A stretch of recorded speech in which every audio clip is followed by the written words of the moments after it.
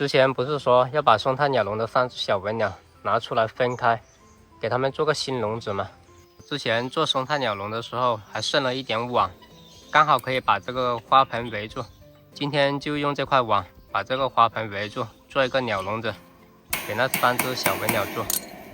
这尺寸长度刚刚好，一点不长，一点不短，刚好围一圈，简直就跟定做的一样。先用这个小铁片把它们连接起来，固定住。我这还没做好呢，这小鹰蛋就飞到里面去了，这么迫不及待就想住进去了是吧？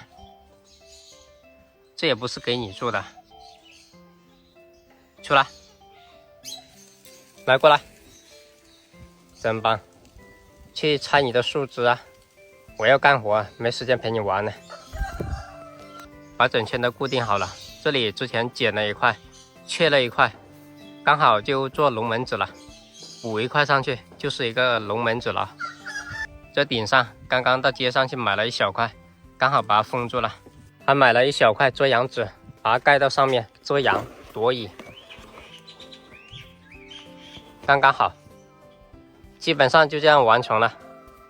过来，有吃的。哎，过来了。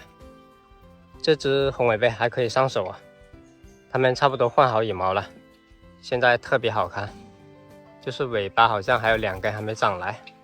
以后这松泰鸟笼就是你俩的天下了，明年就可以在这里面做窝繁殖了。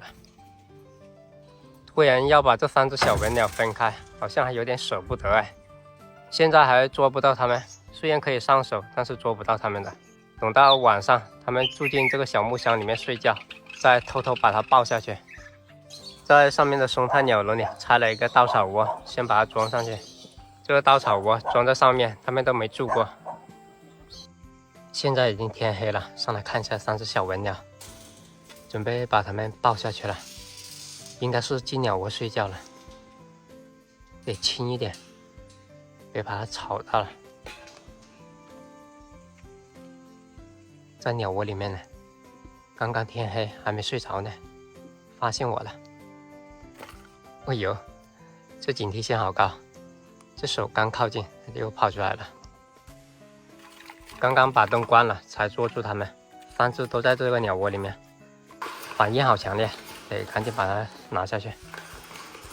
来了，都进去住新家了。这是给你们刚做的新家，希望你们喜欢。